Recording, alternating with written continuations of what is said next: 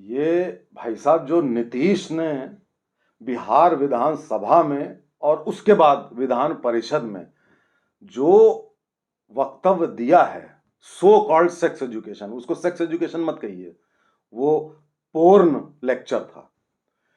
तो वो जो काम किया है भाई साहब, मैं नहीं समझता कि इस पूरी दुनिया में, आजाद भारत में और कहीं भी किसी भी नेता ने या पब्लिक फिगर ने ऐसा किया हो।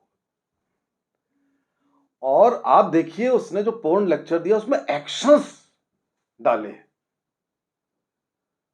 और ये आदमी इंडी अलायंस का हेड बनना चाहता है और भविष्य का प्रधानमंत्री बनना चाहता है। अब इसके लिए कई लोगों ने कहा कि भाई इनकी मेंटल स्टेट खराब हो गई है। मैं इससे मेंटल स्टेट खराब वाला मामला नहीं मानता, कतई नहीं मानता। बीइंग ए डॉक्टर मैं नहीं मानता। ये गंदे दिमाग की उपज है। आप देखिए कि इनका जो साथी है, वो क्या नाम है उसका, जो लालू यादव का बेटा है, उसने सपोर्ट कर दिया और बाकी लोगों ने भी सपोर्ट नहीं किया, चुप रहे और ये कहा कि भाई साहब ऐसी तो बातें और लोग भी कह चुके हैं, ऐसा होता रहता है। इस तरीके का स्टेटमेंट देके दूसरी बातों को कोट करके इस बात को ढकने का प्रयास किया। शर्मनाक, घटिया, जितनी निंदा की जाए उतनी कम है कि कोई आदमी विधानसभा पे, अगर ये बाहर होते तो केस वेस हो गया होता, और वहां पे औरतें भी सब बैठी थी, और जिस तरीके से किया है वो साहब, हमें आपको तो बहुत शर्म आती है।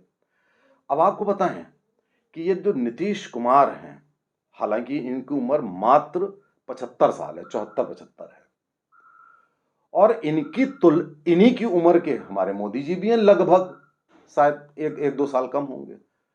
और इनकी उम्र के बहुत अच्छे अच्छे नेता इस भारत में हुए हैं।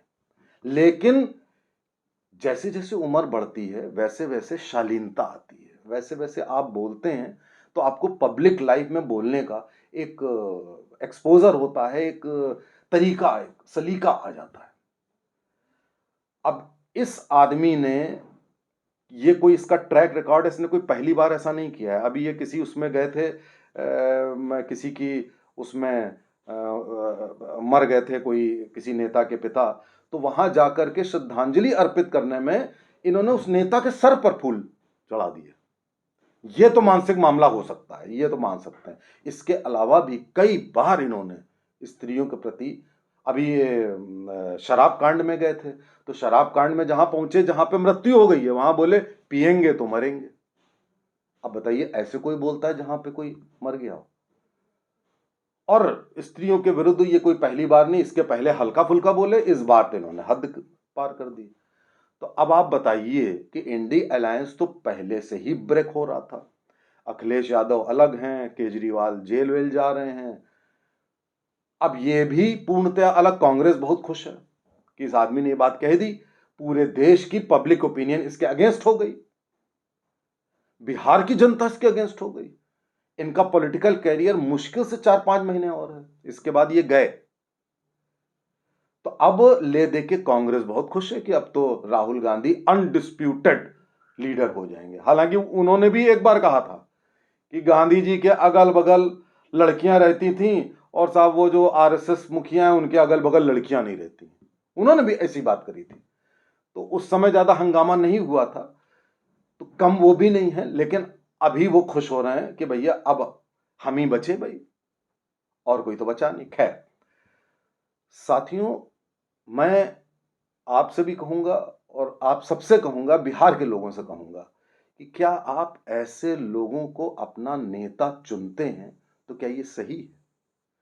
कम से कम जो जातिवादी और जो परंपरागत राजनीति वाले होते हैं वो कुछ तो काम करते हैं, लेकिन ऐसे अश्लील बदतमीज लोग आपका भला करेंगे? मध्य प्रदेश में भी यही हो रहा है। वो कोई टंचमाल बोल रहा है, कमलनाथ बोल रहे हैं आइटम है कोई।